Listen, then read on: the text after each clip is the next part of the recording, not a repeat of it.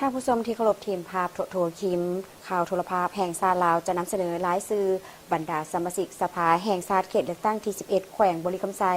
มีจำนวน 7 ท่านดังนี้รายชื่อของบรรดาสมาชิกสภาแห่งชาติเขตเลือกตั้งที่ 11 แขวงบริคำไซมีดังนี้ท่านปริญญาเอกกองแก้วไสสงครามกรรมการศูนย์กลางพรรค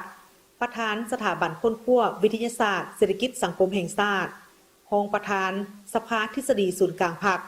และรองประธานสภาวิทยาศาสตร์แห่งชาติท่านปริญญาเอกสอนธนูธรรมวงศ์กรรมการศูนย์กลางพรรคเลขาคณะบริหารงานพรรคแขวงบริคำไซท่านไส้อัมพรสิงหาวงศ์กรรมการประจำพรรคแขวงท่านนางขันทองพันธจักรกรรมการพรรคแขวง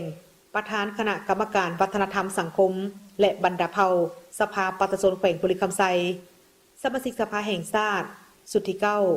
ท่านปริญญาเอกสายทองพรหมวงศ์กรรมการหน่วยพรรคห้าทาน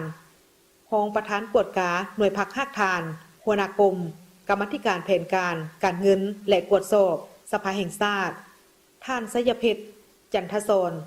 ประธานสภาการค้าและอุตสาหกรรมแขวงรองประธานแนวเล้าสังชาติแขวงท่านพันโทจรอุดลยันคณะพรรค